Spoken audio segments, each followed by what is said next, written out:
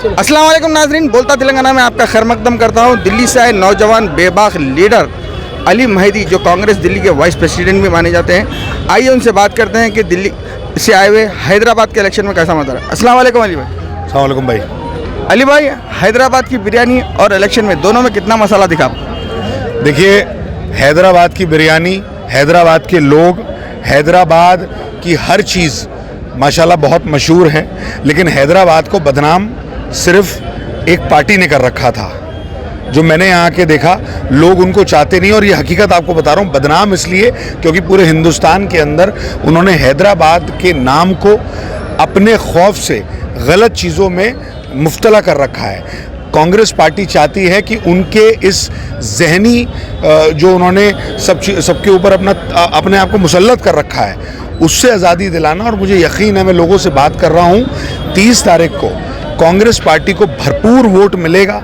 आप देखेंगे कि कांग्रेस पार्टी की पूरे तेलंगाना में 80 से ऊपर सीटें आ रही हैं। और हैदराबाद हमारा टारगेट, ख़ास तौर से मेरा हैदराबाद का ये पूरा इलाका है।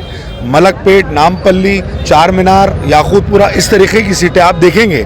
MIM जो समझती थी कि उसका किला है ये, उस किले में दरार पड़नी शुरू हो चुकी है, ये तय है। और मैं फिर आपके टीवी के माध्यम से भी कह रहा हूँ, पतंग कटनी भी तय है।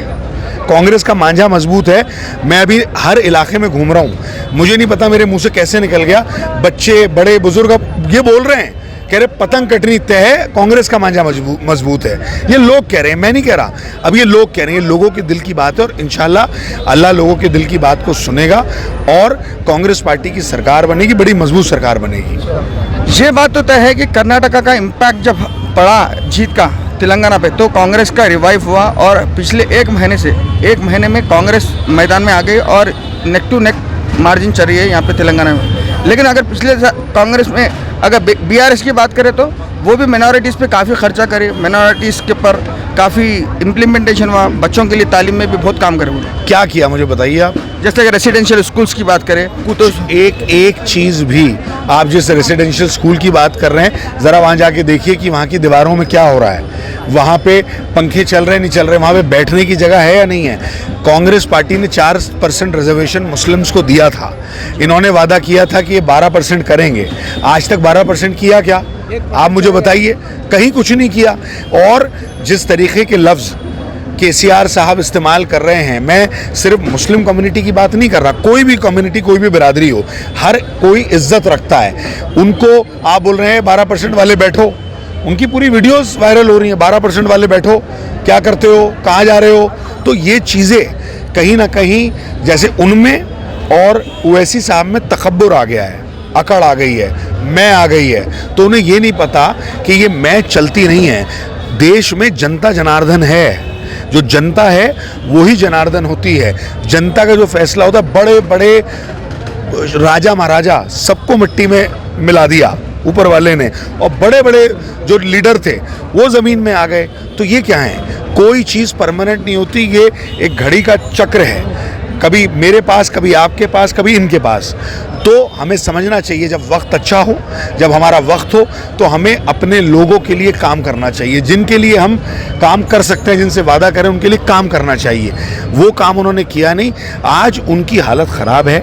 उन्हें पता है कि 20 से ज़्यादा सीटें उनकी नहीं आनी। भाजपा से मदद करा लो, आम आदमी, अब MIM से मदद करा लो, कुछ भी करा लो, आपको कोई मदद अब मिलने वाली नहीं है। जब आंधी चलती है ना, जब सुनामी आती है, तो उसके सामने बड़े बड़े दरख्त उड़ जाते हैं। वो ही होने जा रहा है।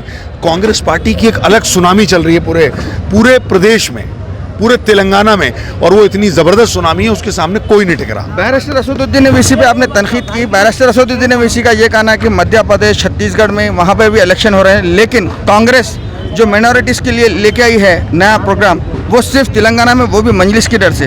ये बात किस हद तक सही है? आप एक तो देखिए ना, उनको ये समझाइए, आप आपके चैनल के माध्यम से मैं कह रहा हूँ, उनको समझाइए कि ऐसी बातें अब करना छोड़ दें। वो बेनकाब हो चुके हैं, भाजपा के इशारों पे काम कर रहे हैं, ये भी पता चल गया। हमें उनके सर्टिफिकेट की ज़रूरत नहीं है। आप हमें मत बताइए हमें क्या करना है, आप अपना बताइए। आपने हैदराबाद की आवाम को गड्ढे में डाल रखा है, आपने हैदराबाद के पुराने हैदराबाद को जो हिस्ट्री है उसको ख़त्म कर रखा है, आपने एजुकेशन को ख़त्म कर दिया।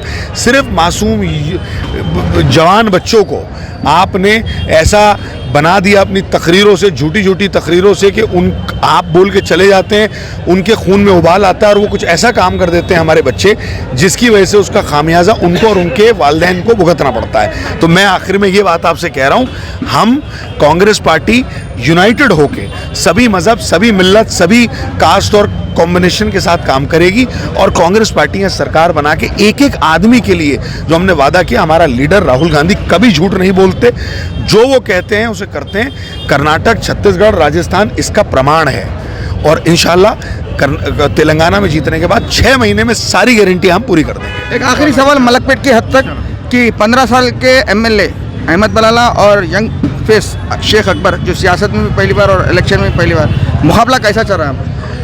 मैं आपसे एक बात बस आखिरी में कहना चाह रहा हूँ, पतंग कटनी तय है। तो नाजरीन, ये थे अली मेहदी, दिल्ली के कांग्रेस वाइस प्रेसिडेंट। मुझे दे इजाज़त, अल्लाह हाफिज़।